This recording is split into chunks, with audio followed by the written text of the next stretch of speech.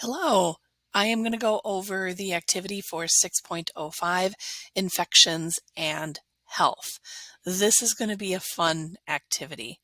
You have to be open for what you're going to be doing with this activity, and you're going to have to get creative and figure out what tools you have at home that you can use to make your own water filter.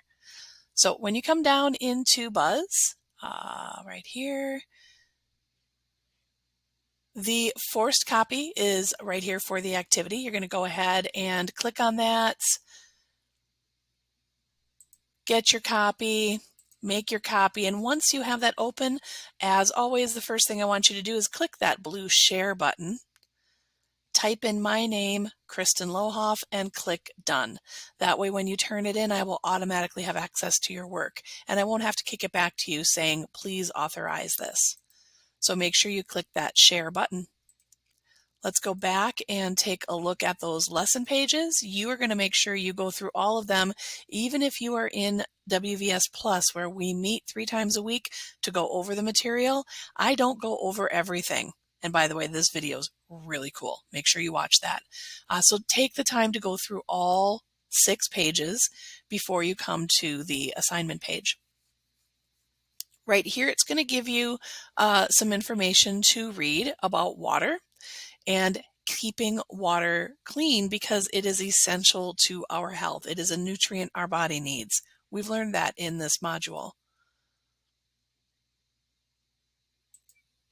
Make sure you read through those. You can use that reading tool that's over here. If you'd like to have it read aloud, I can take the pointer tool and point.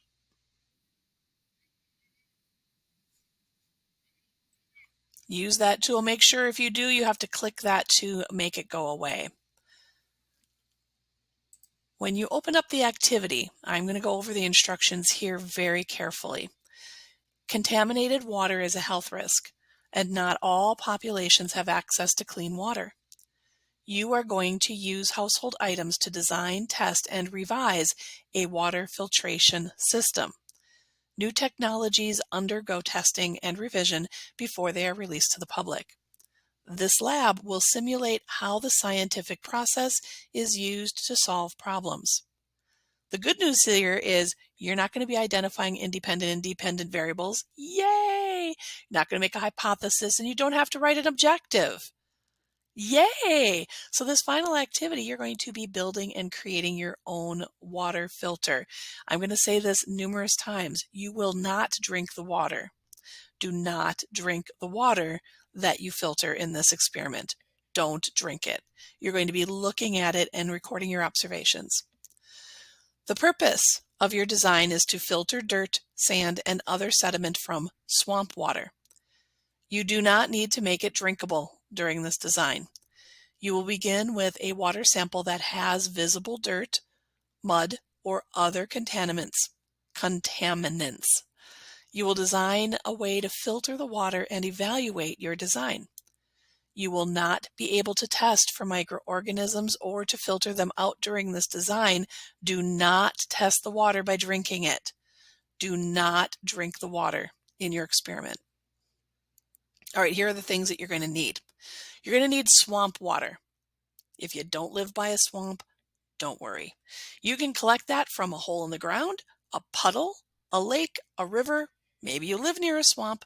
If you're going to say, yeah, I don't have any of those things accessible to me, you can use tap water and get some dirt and stones from outside in your yard and put that in the water. Again, you're not drinking it. So you can create your own swamp water if you can't collect some in your neighborhood or on a little trip that you might be taking. All right, so some things in your house. You don't have to have these things, but you're going to need something to filter the water. Coffee filters, cheesecloth, cotton balls, t-shirts, pantyhose, a sock. Any of those can be used as tools to filter. Funnels are also helpful. A water bottle, a 2-liter bottle of soda is a great way to do this. And if you're thinking, I don't know what to do, I have no ideas, well, here, I have some ideas for you. Use your magic fingers and go on Google and type in building my own water filter. And you're going to see a lot of examples. A lot of examples use this 2-liter bottle method where you cut it and then turn the top part down and insert it into the bottom. So you're making literally your own funnel. And then they put a coffee filter in here to pour in the contaminated water. That's one option. Most people have these tools in their house, coffee filters and 2-liter bottles. But if you don't worry. You can use a filter in a funnel like these are. If you have a funnel in your house, you don't want to cut that in half, you can just put the filter on top of the bottle and put your water in that way.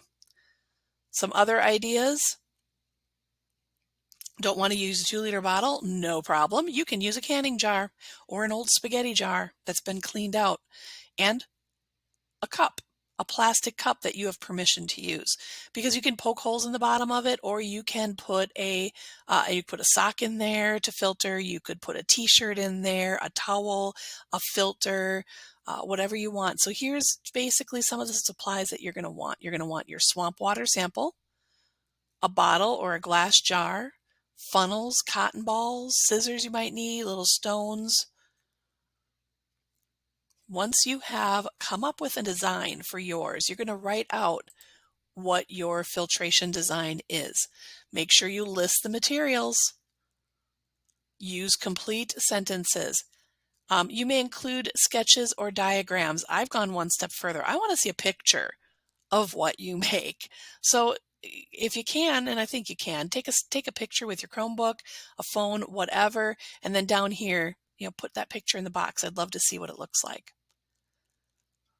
After you've described your design, you're then going to take the swamp water and you're going to describe the appearance before. So water before the filtration, what does it look like? What is its appearance? What does it smell like? What other physical characteristics can you see? Do you see matter inside? What color is it? About how much volume do you have? Those are all physical characteristics. And then you're going to rate the visible cleanliness. Remember, you're not drinking it. How clean does it look on a scale of 1 to 10, with 10 being super clean? So that's before you filter it. You're going to make those observations. Then you're going to put the water through your filtration system and you're going to answer these questions again.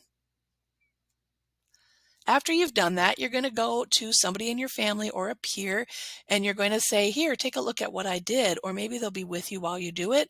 Give me some feedback. What could I do differently? How could I make this better? Put the person's name that you talked to and what kinds of ideas did they give you. Then you're going to go back and create a second design.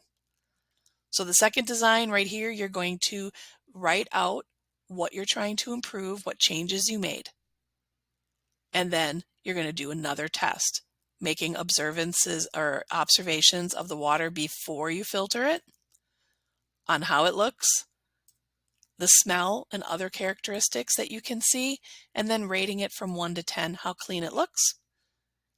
You will then make those observations after you filter the water, and please include a picture of that second design. Once you've done all of that, you're going to answer these 5 conclusion questions, and this activity is done. I really look forward to seeing what you guys create. I'm super excited about this activity. I hope that you are too. Remember 2 things. 1, do not drink the water. 2, use Google to help come up with some creative ideas to build your water filtration system. Bye, guys.